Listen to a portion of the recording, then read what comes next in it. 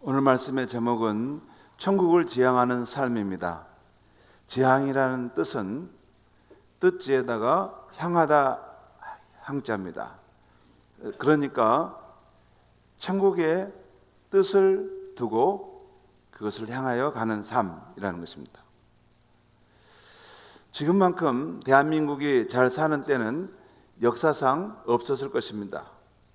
경제가 어렵다고 하지만 이전보다 상대적으로 어렵다는 것이지, 우리나라 국민들은 이전에 이 한반도 땅에 살았던 어떤 선조들보다 잘 살고 있다고 하겠습니다. 예를 들면 요즘은 일반 사람들도 쉽게 비행기를 타고 제주도나 외국 여행을 다녀옵니다.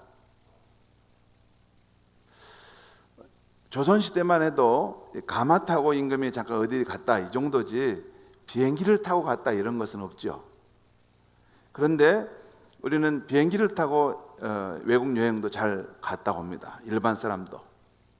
저희 결혼 때는 신혼여행으로 설악산이나 유성온천에 갔었는데, 지금은 동남아인 태국이나 베트남 여행은 보통으로 여깁니다. 또 요즘은 개인마다 스마트폰이 있어서 재미없이 지낼 시간이 거의 없습니다. 저희 어렸을 때는 혼자서 심심하고 무료할 때가 많았습니다. 그리고 마을에 TV 있는 집이 별로 없어서 TV가 있는 집은 너무 그 집이 부러웠어요. 그래서 그 집에 자녀들하고 자꾸 친했습니다. 왜냐하면 한번 TV 보려고. 그런데 지금은 이렇게 스마트폰을 한 번만 탁 터치해주면 주인님 무슨 재밌는 방송을 보여줄까요? 하고 딱 화면이 켜집니다. 그러죠? 우리 아이들도 보니까 오늘도 여기 예배 드리러 오는 우리 어린 친구가 딱 켜는데 유튜브 키즈, 그래서 유튜브 아이들용으로 딱 켜고 딱 보면서 들어오는 걸 봤어요. 지금 우리 한국 사회는 재미가 없는 그런 삶이 불가능한 시대를 살고 있어요. 재미. 그러니까 조금만 재미없으면 이게 이제 우리가 힘들잖아요. 그렇죠? 그리고 내 스마트폰에 있으니까 항상 이렇게 이걸 하면 내가 원하는 재미를 다 여기서 맛볼 수 있습니다. 또한 요즘 한국 사회는 음식 배달 문화가 발달해서 비 오는 날이나 캄캄한 밤에도 방 안에 누워서 스마트폰 앱 한번 딱 눌러 놓으면 비를 뚫고 와서 오토바이 헬멧을 쓴 기사님이 띵동 벨을 누르고 음식을 전해주고 갑니다. 한번 보면 이제 밤 12시예요. 12시 된데도 이 헬멧 쓰고 와가지고 와서 이게 주고 가는 거예요. 여러분, 그런 시대가 언제 있었습니까? 그 맛있는 음식을. 가끔 우리 아이들이 음식을 배달시켜 먹으면 한국 사회가 언제 이런 시대가 있었는가 하는 생각을 해봅니다. 요즘 우리 사회를 보면 이렇게 잘 살게 된 것과 함께 우리들도 이 현세의 삶을 어떻게 하면 더 행복하고 더 즐겁게 살 수 있는가를 경쟁하듯이 사는 것 같습니다. 누가 어디 유럽 여행 갔다고 하면 나는 못 가봤는데 조금 소외감을 느끼고 나도 여유가 생기면 꼭 가봐야지 하는 생각을 갖습니다. 여러분, 그런 생각 안 갖습니까? 네. 지금 우리나라 국민들은 다음 두 부류로 나누어진다고 저는 생각합니다. 한 부류는 자신의 경제적, 사회적 상황이 안 돼서 자기가 원하는 것을 얻지 못해 불만족한 사람입니다. 그러니까 재정적으로 안 돼가지고 자기가 원하는 것이 있는데 얻지 못해서 불만족한 사람이고, 또 다른 한 부류는 자기의 경제적, 사회적 상황이 되어서 자기가 원하는 것을 얻었는데도 채워지지 않는 권태와 불만을 가진 사람입니다. 제 말씀 이해하세요? 권태와 불만. 뭔가 이렇게 원하는 대로 다 했는데도 이게 이게 더 만족이 안 돼가지고 일탈을 해가면서까지도 어떤 것 성적인 것을 추구한다거나 마약을 한다거나 그렇게 더 센 거, 더 재밌는 거 이거 없을까 해서 가는, 절제함이 없이 가는 그런 삶의 모습이죠. 여러분, 인간이란 이 세상에서 자기가 원하는 것을 다 가져도 권태와 불만을 느끼는 존재입니다. 왜 그럴까요? 내가 원하는 것을 다 가져요. 그래서 결혼하지 않습니까? 그래서 해외여행 가지 않습니까? 그래서 나름대로 뭔가 내가 원하는 걸 다 이뤄보려고 하는데 그 정상에 가도 권태와 불만한 마음이 있어요. 왜 그럴까요? 20세기 기독교 사상가인 C.S. 루이스는 인간의 마음에 이 세상의 것들로 채워지지 않는 욕구가 있다면 그 욕구는 하나님을 만나거나 이 세상이 아닌 다른 세상에서 채워질 욕구일 수 있다라고 말합니다. 이 세상이 아닌 다른 세상에서 채워질 욕구라는 거예요. 그래서 우리 기독교는 인간은 그 영혼 가운데 하나님을 만나야 그 마음이 채워진다고 말합니다. 그리고 성경은 이 세상은 우리가 잠시 거쳐가는 곳이고 인간은 이 세상에서 예수를 구주로 믿어 하나님 나라의 백성이 되어 천국을 소유해야만 참된 만족을 얻게 된다고 말씀합니다. 예수를 믿어 하나님의 자녀가 되고 그 마음에 천국을 소유해야만 참된 만족이 있어요. 근데 이 부분을 이게 만족하지 못하면 뭐 사회적인 주의를 점하고 또 뭐 재산이 있어도 인간의 마음 안에 있는 근본적인 공허함과 채우지 않는 것은 그대로 남는다는 것이죠.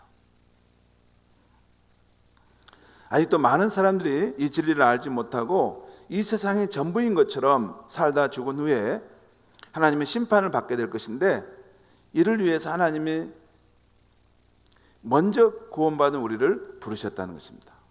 여러분, 우리 이 세상에 있는 그런 것에 온통 마음을 빼앗기고 마치 경쟁적으로 이 세상에 있는 것을 더 누려야 된다 막 이렇게 사시는데 크리스찬도 그렇게 그 행렬에 합류해가는 것을 볼 때 때로는 슬픔을 느낍니다. 우리가 하나님 우리를 위해서 예비하신 그 천국이 그분에게는 별것이 아닌 것처럼 여긴 것처럼 보여지는데 언제 제가 천국의 실제를 대한 한번 말씀을 드리고 싶은데 천국은 현재 있는 우리 이런 삶보다 비교할 수 없을 그러한 하나님의 기쁨과 어떤 우리가 경험하는 것에 어떤 10배, 100배의 더 기쁨을 얻을 수 있는 그런 세계입니다. 여러분 반드시 꼭 제가 드리고 싶은 말씀은 천국은 우리가 간다고 할 때 무슨 우리가 영혼만 간다 그렇지 않습니다. 기독교는 몸의 부활, 부활한 몸을 갖고 있는 종교입니다. 그러니까 부활한 몸으로서 하나님이 우리를 예배하신 그 새하늘과 새 땅의 세계로 들어가는데 그것을 다 설명할 수 없기 때문에 우리는 더 낮은 차원의 이것을 살고 있기 때문에 그 더 높은 차원의 삶을 다 이 언어로 설명이 안 되는 거예요. 네, 그곳은 하나님이 우리를 위해서 예비해 두셨다는 것입니다. 나중에 천국에 대한 말씀은 따로 한번 전할 수 있었으면 좋겠습니다. 자, 미국 예일대학교 교수였던 나투렛 교수는 기독교 역사라는 책을 썼는데요. 그는 지난 기독교 1900년사, 그러니까 초대교회부터 지난 1900년 동안 어떤 교회의 역사를 연구하면서 교회가 부흥하고 성도들이 영적으로 건강하여 세상에 큰 영향을 미쳤던 시대가 있었는가 하면 그 반대로 교회가 힘을 잃고 세상 문화에 휩쓸려 무기력한 시대도 있었다고 말합니다. 교회가 힘을 잃고 세상에 있으나 마나 했던 시대를 연구해 보면서 한 가지 공통점을 발견했는데 그런 시대에는 교회는 예외 없이 세상의 환경에 순응하고 세상을 쫓아가다가 교회의 본래의 정체성을 잃어버리고 말았다는 것입니다. 교회가 닮아가려고 했던 당대의 유행과 문화가 사라지게 되자 교회 역시 사라지게 되었다는 것입니다. 여러분, 교회는 교회만의 고유한 정체성을 갖고 있습니다. 만약 이것을 포기하면 더 이상 교회가 아닙니다. 결국 교회는 세상 문화에 물들어 그 존재가 사라지게 되는 것이에요. 여러분, 교회는 마치 이 소금과 같은 거예요. 소금이 그 맛을 잃으면 아무 쓸모 없는 것처럼 교회는 이 세상을, 이 죄악 세상을 의롭게 거룩하게 지키는 방파제와 같은 역할을 하는 것이 교회입니다. 교회가 없다면 이 세상을 훨씬 더 빠른 속도로 타락해 갈 것입니다. 교회는 이런 본래의 정체성을 가짐으로써 이 세상을 우리가 어디로 가야 되는가 하는 방향타 역할을 하는 것이 교회라는 것입니다. 그런데 교회가 세상을 따라가게 되면 그 존재 가치를 잃어버린다는 것이죠. 오늘날 현대교회는 바로 이런 세상의 변화된 환경에 따라 교회 본래의 정체성을 잃어가고 있습니다. 오늘날 너무 많은 그리스도인들이 자신도 모르는 사이에 세상에 온통 마음을 빼앗긴 채 살아가는 거예요. 그냥 안 믿는 사람처럼 동일하게 이 세상이 전부인 것처럼 마음을 다 쏟아붓고 살아간다는 거예요. 사도행전 1장은 우리 성도가 진정으로 마음을 두어야 할 것에 대해서 말씀하고 있는데요, 곧 하나님 나라입니다. 십자가에 죽으셨다가 죄와 죽음의 권세를 정복하시고 부활하신 예수님은 하늘로 승천하시기 전까지 40일 동안 제자들에게 자주 나타나셨습니다. 그리고 무엇보다도 하나님 나라 일을 말씀해 주셨어요. 오늘 사도행전 1장 3절에 보면 예수님이 고난받은 후에 또한 그들에게 확실한 많은 증거로 친히 살아계심을 나타내사 40일 동안 그들에게 보이시며, 여러분, 예수님이 부활하셨다고 했지 않습니까? 얼마 동안 제자들과 함께 했냐면 40일 동안 함께 하셨어요. 그건 중요한 의미가 있어요. 한 번만 부활하신 모습을 보면 긴가민가 할 거 아니에요? 근데 40일 동안 확실한 증거로 자신이 죽었다 다시 부활하신 분임을 나타내 주셨다는 거예요. 그것이 굉장히 중요합니다. 부활하신 것이 확실하지 않은데 어떻게 복음이 전파될 수 있는 거예요? 그래서 확실하게 나타나셨고, 그 다음에 하신 일이 하나님 나라 일에 대해서 말씀해 주셨다는 거예요. 예수님의 주된 관심은 세상 나라가 아니었습니다. 하나님 나라였습니다. 이것은 예수님의 공적 생애 3년 동안에도 그랬고, 십자가에 죽으시고 다시 살아나셔서 하늘로 승천하실 때까지도 그랬습니다. 사도행전 1장 오늘 1절에 11절까지 읽었는데요, 여기서 예수님의 주된 관심인 하나님 나라의 시작, 그 전환점, 결말이 잘 나와 있습니다. 하나님 나라는 언제 시작된지 1절의 말씀에 나와 있어요. 1절을 보면, 데오빌로여, 내가 먼저 쓴 글에는 무릇 예수께서 행하시며 가르치기를 시상하심부터 기록하였다라고 말씀하고 있어요. 여기 보면 예수님이 행하시고 가르치시기를 시작하심부터, 곧 하나님의 나라는 예수님이 이 세상에 오셔서 회개하라, 하나님의 나라가 가까웠느니라 전파하시고 가르치실 때부터 시작되었다는 것입니다. 그러다가 이 하나님 나라는 전환점을 맞게 되는데, 부활하신 예수님이 하늘로 승천하시게 되면서 제자들에게 이 사명을 맡기게 됩니다. 하나님 나라를 건설하는 사명을 맡기는데, 오늘 8절 말씀 보겠습니다. 오직 성령이 너에게 임하시면 너희가 권능을 받고 예루살렘과 온 유대와 사마리아 땅까지 이르러 내 증인이 되리라 하시니라.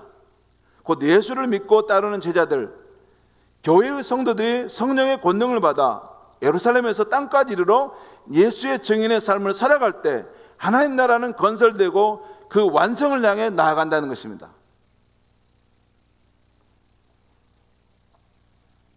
예수를 믿는 사람들이 그 예수 증인의 삶을 살아갈 때, 마지막으로 하나님 나라는 언제 완성되는가? 오늘 본문에서 예수님이 하늘로 올려지심을 바라보는 제자들에게 지금 천사들이 무슨 말씀을 하고 있는데, 오늘 11절 말씀을 또 다시 한번 제가 읽겠습니다.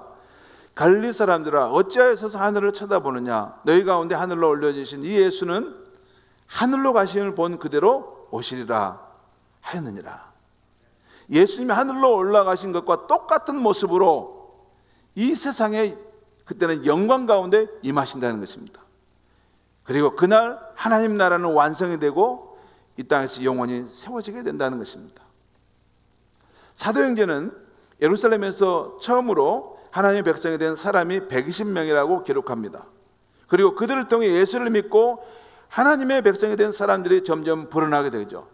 조금 후에는 이제 이 하나님의 백성들이 예루살렘 도시를 넘어서 유대와 사마리아와 안디오히까지도 생겨나서 확장되게 됩니다. 예수를 믿는 복음을 계속 전하게 되면서 확장되는 거예요. 사도행전 책의 대단원의 막을 내리는 장면은 그 당시 세상의 중심이라고 한 로마에서도 하나님의 나라를 전파하는 바울의 모습을 보여줍니다. 바울은 자기를 지키는 군인뿐만 아니라 찾아온 모든 사람들에게 주 예수 그리스도와 하나님의 나라를 전파했습니다. 예수님이 구주라는 것을, 그리고 예수를 믿을 때 하나님 나라에 속하는 백성이 된다는 걸 전했던 것입니다. 이렇게 사도행전에 나오는 초대교회 성도들의 관심과 마음은 온통 하나님의 나라였습니다. 그들은 우리처럼 건강, 자식, 물질 걱정 때문에 매일매일 근심으로 살아가는 사람이 아니었습니다. 우리처럼 세상 나라에 온통 마음을 빼앗긴 사람은 없었습니다. 베드로도 결혼하여 아내와 자식이 있었지만 성경에는 그가 가족들을 걱정하느라 시간을 보냈다는 기록이 없습니다. 그들의 관심은 오직 하나님의 나라였습니다. 물론 그들도 가정을 알뜰히 돌봤습니다. 남편으로서의 자기 의무를 다했습니다. 그리고 생업에도 충실했습니다. 그러나 세상 사람들과 다른 점이 하나 있었습니다. 바로 하나님의 나라가 이 땅에 임하기를 간절히 소망했고 하나님 나라를 구하는 일에 온 마음을 쏟았다는 것입니다. 그러다 보니 세상의 반대와 핍박을 받았고 예수를 증거하던 스데반은 돌에 맞아 죽었습니다. 예수 믿는 사람들에 대한 핍박이 일어나자 온 가족이 뿔뿔이 흩어지는 아픔을 겪기도 했습니다. 그러나 그들에게는 천국을 소유한 기쁨이 있었습니다.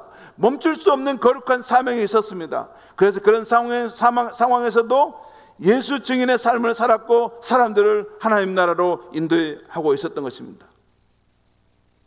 그렇다면 성도 여러분, 우리 똑같이 예수를 믿고 하나님 나라의 백성이 되었는데 우리는 어떻습니까? 우리의 삶에는 얼마나 예수 증인된 삶의 모습이 있습니까? 세상의 반대와 박해를 무릅쓰고라도 구주 예수님과 하나님 나라의 복음을 전하는 삶이 있습니까? 만약에 우리가 1년 365일 동안 한 사람도 전도하려는 마음이 없이 살아간다면 우리가 어떻게 하나님 나라를 소망하는 사람이라고 말할 수 있겠습니까? 우리가 얻은 이 생명의 소식, 이것을 듣지 못해서 하나님 없이 살다가 나중에 심판 가운데 떨어질 그 불쌍한 영혼들을 생각하는데 어찌 한 사람의 영혼도 전도할 마음을 갖지 않고 살 수 있습니까? 우리가 진정으로 사도행전에 나오는 성도처럼 주 예수의 나라를 소망하고 있다면 우리는 늘 이런 기도를 드려야 합니다. 주님, 세상 속에서 나의 삶이 예수를 증언하는 삶이 되게 하여 주시옵소서. 주님, 누구에게 내가 만난 구주 예수님의 복된 소식을 전하는 것이 좋겠습니까? 라고 기도해야 하는 것입니다. 여러분 스스로 자문해 보십시오. 나는 세상 나라를 위해 살고 있는가? 아니면 하나님 나라를 위해 살고 있는가? 예수님 우리에게 너희가 내 증인이 되라는 사명을 주실 때 우리만 홀로 보내지 않았습니다. 우리에게 큰 선물 두 가지를 주셨습니다. 하나는 예수님의 이름을 사용하라는 것이고 또 하나는 성령의 권능이라는 선물입니다. 오늘 아침에 우리에게 허락하신 예수 이름의 권세에 대해서만 오늘 아침은 잠깐 말씀드리겠습니다. 오늘 8절에 성령이 너에게 임하시면 너희가 권능을 받고 예루살렘과 온 유대와 사마리아 땅까지 이르러 내 증인이 되리라고 말씀하셨는데 여기서 내 증인이라고 할 때 이 나는 누구를 말합니까? 그렇죠. 하나님 나라의 왕이신 예수 그리스도이십니다. 십자가 고난과 죽음을 이기시고 부활하신 살아계신 예수 그리스도이십니다. 지금 그분은 하늘과 땅의 모든 권세를 손에 쥐고 계시는 만왕의 왕이시며 만유의 주가 되시는 예수 그리스도이신 것입니다. 그 놀라운 이름을 여러분과 저에게 주셨습니다. 사도행전 2장을 보면 예수를 십자가에 못 박은 사람들이 베드로의 설교를 들었을 때 그들이 회개하고 하면서 형제들아 우리가 어찌할꼬? 라고 도움을 요청할 때 그때 베드로는 너희가 회개하여 각각 예수 그리스도의 이름으로 세례를 받고 제사함을 받으라. 그리고 너희가 이 패역한 세대에서 구원을 받으라 라고 말합니다. 예수님의 이름은 그가 어떤 악한 죄인이라도 죄 용서함을 받게 하는 그런 능력이 된다는 것입니다. 그리고 그 영혼을 구원하는 능력이 된다는 것입니다. 여러분, 바로 이 예수님의 이름은 어떤 죄인이라도 회개하고 구원함을 얻게 하는 이름인 줄 믿습니다. 또 사도행전 3장에 보면 베드로와 요한이 성전 입구에 앉아서 구걸하던 안진뱅이를 향해서, 그 구걸하던 안진뱅이가 내게 뭘 좀 주세요라고 손을 내뻗을 때, 은과 금은 내게 없거니와 내게 있는 것을 내게 주노니 나사렛 예수 그리스도의 이름으로 일어나 걸으라. 무엇으로요? 예수님의 이름으로 일어나 걸으라. 그러자 그가 일어나 걷기도 하고 뛰기도 하며 하나님께 영광을 돌리는 장면이 나옵니다. 또 이 광경을 보고 놀라서 몰려든 사람들을 향해서 베드로가 이렇게 외칩니다. 그 말씀이 사도행전 4장 10절입니다. 너희와 모든 이스라엘 백성들은 알라. 너희가 십자가에 못 박고 하나님이 죽은 자 가운데 살리신 나사렛 예수 그리스도의 이름으로, 무엇으로요? 예수님의 이름으로 이 사람이 건강하게 되어 너희 앞에 섰느니라. 성도 여러분, 우리에게 허락된 예수님의 이름은 이렇게 놀라운 치유의 권세가 있는 줄 믿습니다. 여러분, 베드로가 예수님의 이름으로 선포했는데 그 안진뱅이가 자리를 들고 일어났어요. 왜 그랬을까요? 그 이름에 무슨 신적인 능력이 있어서 그럴까요? 예수님의 이름에는 그 배후에 믿음을 갖고 그 이름을 쓰려고 하는 사람에게 역사하실 수 있는 예수님이 계신 것입니다. 살아계신 예수님께서 그 믿음을 가진 성도의 그 기도를 통해서 역사하신다는 것입니다. 예수 이름으로 일어나 걸어라 말씀할 때 그 예수님께서 그 이름의 능력을 나타내셨다는 것입니다. 인도 선교사로서 선교사에 큰 발자취를 남긴 스탠리 존슨은 인도에서 복음을 전하는 일에 평생을 바친 분입니다. 그가 89세에 뇌혈로 반신불수가 되어버렸습니다. 사람들은 그를 강제로 보스턴에 있는 병원에 입원시켰습니다. 그는 치료를 받으면서 자기 병실에 들어오는 모든 의사들에게, 의사 선생님, 나에게 이렇게 말해 주십시오. 나사렛 예수 그리스도의 이름으로 명하노니 스탠리야 걸어라. 그렇게 부탁했습니다. 여러분, 거듭에서 부탁하자 들어오는 의사들마다 그에게 나사렛 예수 그리스도 이름으로 명하노니 스탠리야 걸어라 명하기 시작했습니다. 그러면 스탠리 선교사는 힘차게 아멘이라고 대답했습니다. 그리고 간호사들에게도 마찬가지로 똑같이 부탁했습니다. 간호사들도 치료하며 하기 위해 올 때마다 이렇게 말했습니다. 나사렛 예수 그리스도 이름으로 명하노니 스탠리야 걸어라. 스탠리는 그 즉시 아멘이라고 대답했습니다. 혹시 노망이 든 것 같다고 생각할지 모르지만 놀랍게도 그분은 6개월 만에 병실을 박차고 일어섰습니다. 그리고 90세의 나이에 또다시 인도로 선교를 떠났다는 것입니다. 예수 이름의 권능을 믿지 않는 사람은 결코 경험할 수 없는 일인 것입니다. 성도 여러분, 우리에게 병든 사람이 있으면 우리도 이렇게 선포할 수 있어야 합니다. 나사렛 예수 그리스도 이름으로 명하노니 아무개야 내 병에서 깨끗함을 받을지어다. 나사렛 예수 그리스도 이름으로 명하노니 아픈 몸은 치유함을 받아 강건함을 회복할지어다. 선포할 수 있어야 돼요. 왜? 우리가 믿는 예수님은 부활하셔서 살아계신 분이에요. 그리고 우리가 기도하면 그것을 들으시고 역사할 수 있는 능력의 하나님인 줄 믿습니다. 그것이 우리의 믿음이에요. 그것이 기독교입니다. 기독교는 종이 오라기를 믿는 게 아니에요. 살아계시고 하늘과 땅의 모든 권세를 가지시고 만왕의 왕이 통치하시는 예수를 나의 왕으로 우리의 구주로 믿고 그분이 우리의 고난과 어려운 삶의 상황에 꿰뚫고 들어오셔서 우리를 구원해 주실 수 있다는 것을 믿는 종교가 기독교인 것입니다. 그래서 우리는 그렇게 기도하는 거예요. 영광스러운 이름을 가지고 있는 것입니다. 그런데 그 이름을 전혀 발설하지 못해서는 안 되는 것이죠. 주 예수님의 이름은 너무 영광스러워서 나만 알고 있을 수 없는 것입니다. 주 예수님의 이름은 너무나 존귀하여 나만 홀로 가지고 있을 수 없는 것입니다. 주 예수님의 이름은 너무나 크기 때문에, 그 능력은 크기 때문에 예수님과 함께하는 그 사람은 그 능력을 숨길 수가 없는 것입니다. 주님 우리에게 자신의 이름을 사용할 능력을 주신 것입니다. 성도 여러분, 정상적인 그리스도인이라면 하나님의 나라에 관심을 갖고 헌신하지 않을 수 없습니다. 20세기 최고의 기독교 변증가인 C.S. 루이스는 이렇게 말했습니다. 여러분, 천국을 지향하십시오. 그러면 이 세상도 덤으로 얻게 될 것입니다.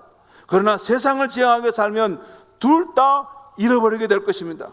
그렇습니다. 이건 진리입니다. 하나님 나라를 지향하는 사람은 세상도 얻습니다. 그러나 하나님의 나라를 잃어버린 사람은 세상도 잃을 수밖에 없는 것입니다. 그러므로 우리 그리스도인들은 언제나 하나님의 나라를 최우선으로 두며 살라는 말씀인 것입니다. 하늘 것을 먼저 구하면 땅의 것은 덤으로 주신다고 우리 예수님이 약속하셨어요. 하나님의 나라와 교회를 구하라. 그럼 이 모든 것을 너에게 더하실 것이다. 성경은 세상 나라의 종말에 대해서 이렇게 선언하고 있어요. 계시록 18장 2절에 보면 무너졌다 무너졌다 큰 성 바벨론이요. 여기서 바벨론은 하나님을 인정하지 않는 세상 나라라는 것입니다. 이런 나라는 반드시 무너지게 된다는 것입니다. 또한 인생의 결국에 대해서 성경은 이렇게 말했어요. 시편 103편 15절 16절에 인생은 그 날이 풀과 같으며 그 영화가 들의 꽃과 같도다. 그것은 바람이 지나가면 없어지나니 그 있던 자리도 다시 알지 못하거니와. 우리의 인생은 들의 풀과 같은데 뜨거운 바람이 불어오면 씨들은 마른다는 것입니다. 그리고 그 씨들은 마를 때 조금만 지나면 그 흔적도 알 수 없는 것이 우리의 인생의 결국이라는 것입니다. 성도 여러분, 이 세상과 우리의 인생은 이렇게 들풀처럼 사라지게 될 운명이 있습니다. 그런데 바로 이런 것에 우리의 마음을 빼앗기고 살아야 되겠습니까? 여러분, 하늘을 생각하고 하늘을 겨냥하고 사십시오. 그럼 이 땅도 덤으로 얻을 것입니다. 그리고 우리에게 맡기신 사명, 예루살렘과 온 유대와 사마리아 땅까지 이르러 주님의 증인이 되라는 말씀에 순종할 수 있기를 바랍니다. 우리의 예루살렘은 가정이 믿지 않는 가족입니다. 우리의 유대는 우리가 살고 있는 이 동네와 도시입니다. 우리의 사마리아는 이 한반도 땅입니다. 우리의 땅끝은 세계 모든 나라 모든 열방입니다. 우리가 이들에게 우리의 구주 예수님과 하나님 나라의 복음을 확신을 가지고 전해줘야 하는 것입니다. 우리 예수님은 어떤 영혼이라도 그를 믿기만 하면 구원할 수 있는 놀라운 구원의 능력인 줄 믿습니다. 이를 실천하기 위해서 우리가 오유 복음 축제를 준비하고 있습니다. 사랑하는 성도 여러분, 우리가 이 주님의 명령에 순종할 때 여러분과 저의 삶은 이 세상에서부터 하나님 나라의 구원의 능력과 영광을 맛보는 삶이 될 줄 믿습니다. 기도하겠습니다. 하나님 아버지, 오늘 이 아침에 우리 크리스천의 삶은 하나님 나라 천국을 지향하는 삶이라는 말씀을 선포하게 하시니 감사합니다. 우리는 이 세상에 살다 보니 구원받은 백성이지만 온통 이 세상에 있는 것이 전부인 것처럼 때로는 마음을 빼앗길 때가 있습니다. 하나님, 우리가 마음을 회개하고 우리는 천국을 지향하는 살아갈 백성임을 놓치지 않게 하여 주시옵소서. 또한 우리에게 주신 구주 예수님을 전해서 하나님 나라 백성을 회복하라는 이 복된 말씀을 우리가 멈추지 않고 잘 감당함으로 귀한 생명, 우리가 받았던 이 놀라운 구원의 역사가 또 다른 생명에게 이루어질 수 있도록 역사하여 주시옵소서. 예수님의 이름으로 기도하옵나이다. 아멘. 다 같이 일어나셔서